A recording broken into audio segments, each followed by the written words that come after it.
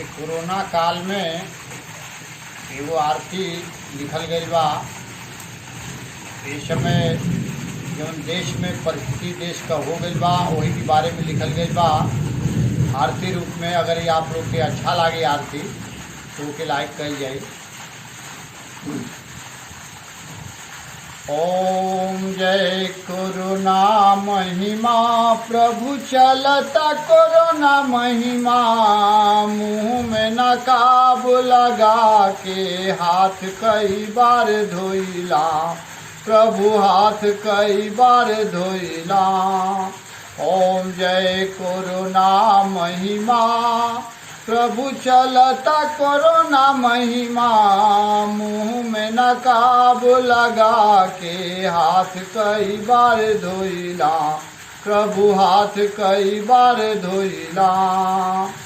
घर से जो बाहर जाइला, अरे घर से जो बाहर जाइला, दूरी बना के रहिला, ओ स्वामी दूरी बना के रहिला। अरे अपने हम दूरी रही के, अरे अपने हम दूरी रही के, सबके दूरी से कहिला।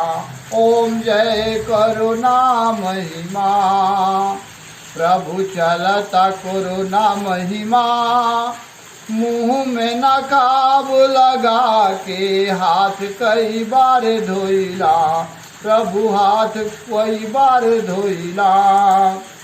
अरे बाहर से जो आई है घर से बाहर रही है, हो प्रभु घर से बाहर रही है, 14 दिन बिता के फिर घर में आई है, स्वामी फिर घर में आई है। ओम जय करुणा महिमा प्रभु चलता कोरोना महिमा, मुँह में नकाब लगा के हाथ कई बार धोइला, प्रभु हाथ कई बार धोइला। इहे बात सबसे कही के यही तरह अपने रहिला, स्वामी यही तरह अपने रहिला। ओम जय करुणा महिमा प्रभु चलता कोरोना महिमा, मुँह में नकाब लगा के हाथ कई बार धोइला, प्रभु हाथ कई बार धोइला। कहें प्रभु जन जन से, अरे कहें प्रभु जन जन से, सुनो पगरी बतिया, अरे स्वामी सुनो पगरी बतिया। संयम से जो रही हैं, अरे संयम से जो रही हैं, ओ कर बीती रतिया, स्वामी ओ कर बीती रतिया।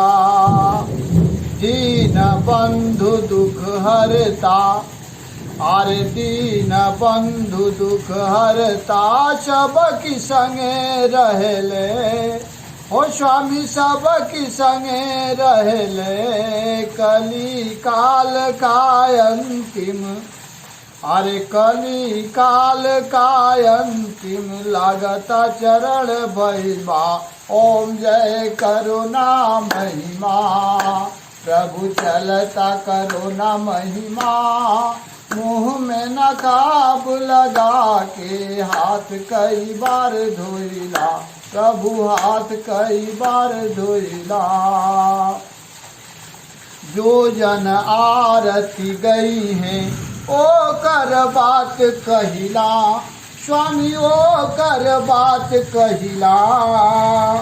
अरे जो जन आरती गई हैं ओ कर बात कहिला, प्रभु ओ कर बात कहिला।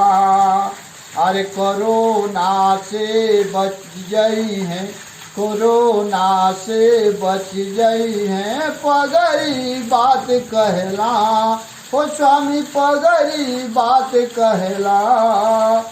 ओम जय करुणा महिमा प्रभु चलता करो न महिमा, मुँह में नकाब लगा के हाथ कई बार धोइला, ओम जय करो ना महिमा।